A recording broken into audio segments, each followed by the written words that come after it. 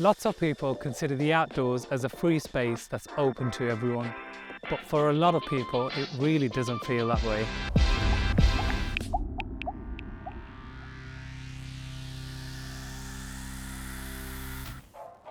So we've brought you here today to find out one thing: is the outdoors an equal space? Take 3 steps forward if you have no sole care responsibilities. I found it really difficult to get my kids outdoors because I can't afford the equipment for them. Take 3 steps forward if you have access to a vehicle. I have to rely on the unreliable public transport.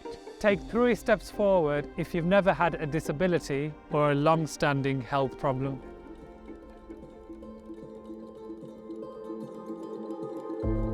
If you've always been able to afford to access the outdoors. When I went on one of my first treks, I did not have the right equipment.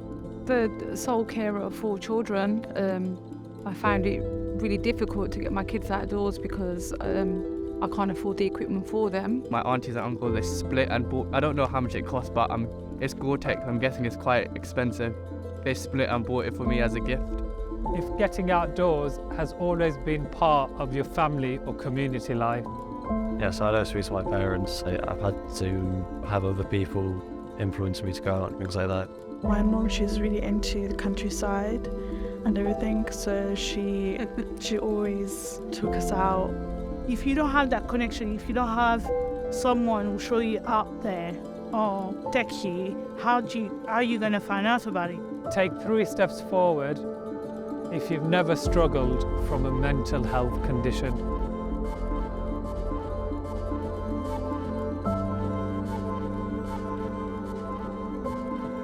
Take 3 steps forward if you always see people like you in the outdoors. Sometimes I'm the only black person in the outdoors, and when I go climbing, most people often ask the question, "You're a climber?" Like when I go outside, I don't see people like me. Take 3 steps forward if you find it easy to find kit in your size. I'm a size 20, size 22, and I was struggling to find good technical clothing. When the weather conditions get tougher, you're actually putting yourself at risk. I started looking at mountain rescues, and a lot of it was down to people not having the right clothing gear. And actually, for me, it's because I can't get it. It's not that I don't want it, I just can't get it. Now look around you and see where you are.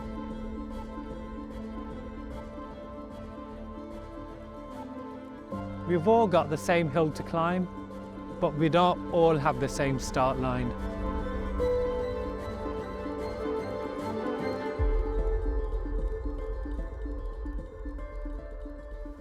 I'm very conscious, and particularly in a way that I wasn't years ago, that I have been very fortunate. There's quite a gap. That's what I realised when we were there, and that gap could be due to not having a good relationship with parents and whatnot. They're usually the ones to incentivise their children to take part in stuff like this, and not having them around can impact multiple areas. I want to give myself a big pat on the back for the resilience that I've sort of displayed in my life. Actually do make the effort to be in green spaces despite whatever, despite the challenges I have to kind of make that happen. I make it happen, but I'm proud of the fact that my daughter was a couple of steps ahead of me. Today I genuinely feel bad.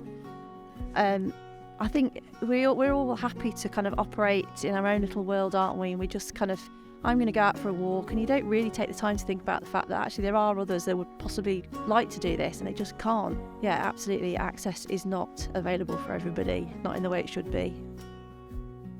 There are a multitude of invisible barriers to the outdoors for many people, which disproportionately affects marginalised communities in society. An estimated 2.1 billion in health costs could be saved if everyone had good access to green space. The pleasure and the life-fulfilling experiences one can have. I'm just so sorry that it's not so easy for others to experience the things that I have, and it'd be great if more people had those opportunities. Please share this video to show your support and help us push for an outdoors that is truly accessible to all.